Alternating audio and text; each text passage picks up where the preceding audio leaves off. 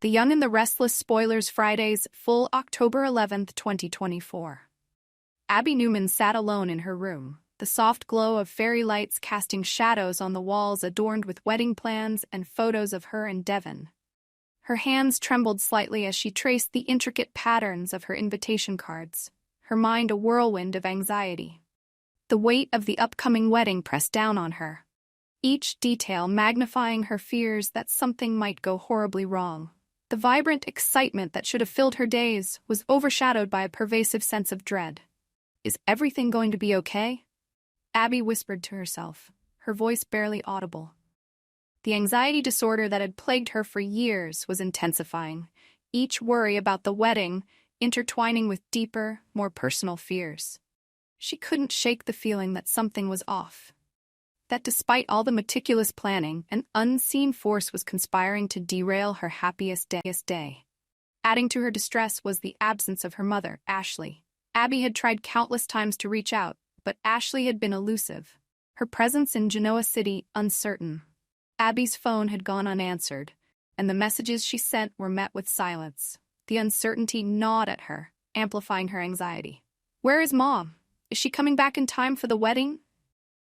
Abby fretted, her mind racing with worst-case scenarios. The thought of facing the wedding without her mother's support was unbearable.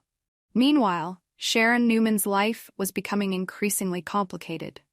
Cameron Kirsten, the enigmatic man who had once been a pivotal figure in Sharon's life, was making his presence felt in unsettling ways. Unlike before, when Cameron was a part of Sharon's daily routine, he now only appeared in places where no one else was around, isolated spots like the private activity room where Sharon spent her quiet moments.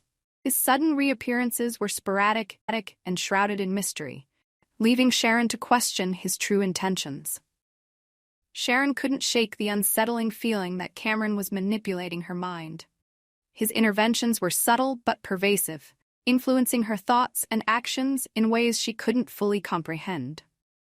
The fact that Cameron wasn't showing up at Mariah and Faith's home, only appearing when Sharon was alone, deepened her suspicions.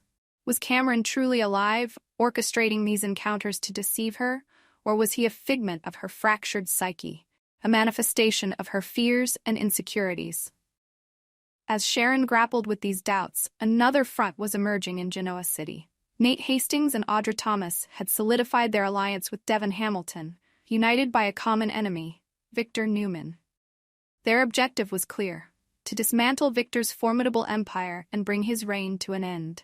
Devon, driven by his own experiences and disillusionment with Victor, was committed to backing the plan financially, ensuring that Nate and Audra had the resources they needed. Audra and Nate were a dynamic duo, their youth and passion complementing each other as they strategized against Victor's long-standing dominance. They knew that taking on Victor would not be easy. His experience and ruthless business acumen had made him a nearly untouchable force in Genoa City. However, Audra and Nate were determined to leverage their strengths, Audra's sharp business mind and Nate's resilience and loyalty, to mount a formidable challenge. The plan was intricate, involving strategic acquisitions, alliances with Victor's rivals, and public campaigns to tarnish his reputation. Audra's insider knowledge of Tucker McCall's dealings and Nate's connections within the community provided them with invaluable advantages. Together with Devon's financial support, they began to chip away at Victor's empire, targeting his vulnerabilities and exploiting any sign of weakness. Back at Jabot Cosmetics, Jack Abbott was meticulously overseeing the preparations for Devon and Abby's wedding.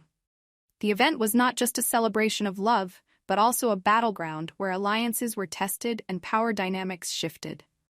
Jack was acutely aware that the wedding would bring together key players in Genoa City, each with their own agendas and secrets. The intertwining of Devon and Abby's families created a complex web of relationships, where personal and professional stakes were intricately linked. As the wedding day approached, tensions mounted on all fronts. Abby's anxiety reached its peak, her fears threatening to overshadow the joyous occasion. Sharon's struggle with Cameron's manipulations left her mentally and emotionally drained, her ability to support her daughter waning. Meanwhile, Nate, Audra, and Devon's campaign against Victor intensified. setting the stage for a confrontation that could alter the balance of power in Genoa City forever. On the morning of the wedding, Abby awoke with a racing heart, her mind filled with doubts and fears. She glanced at the clock, anxiety tightening its grip around her chest. Just as she was about to call Ashley one more time, her phone buzzed with a message. "I'm on my way. See you soon. Love, Mom." Relief washed over her, easing some of the tension that had built up inside her. However, the lingering worry about Cameron's influence still gnawed at her. At the same time, Sharon struggled to maintain her composure.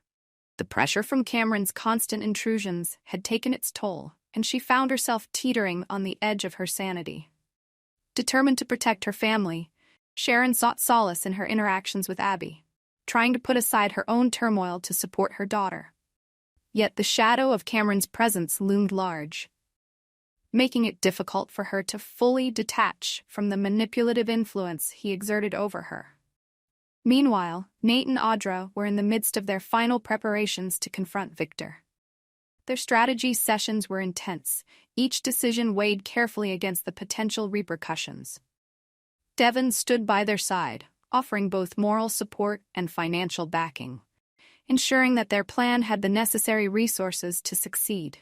The trio knew that the upcoming confrontation would be pivotal, a defining moment that could either dismantle Victor's empire or solidify his unchallenged authority. As the wedding ceremony began, the air was thick with anticipation. Guests mingled, unaware of the undercurrents of conflict and tension that swirled beneath the surface.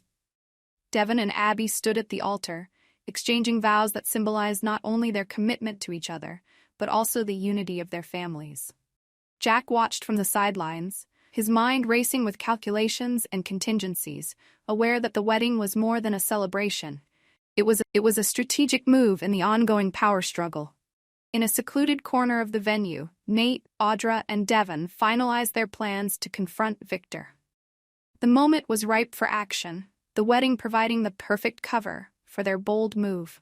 They knew that timing was crucial. Any misstep could spell disaster, not just for them, but for the entire Abbott-Newman dynamic. As the evening unfolded, Abby found herself caught between her fears and the joyous celebration around her. The arrival of her mother brought a sense of relief, yet the lingering anxiety persisted, a reminder of the unresolved tensions that threatened to disrupt the harmony of the day.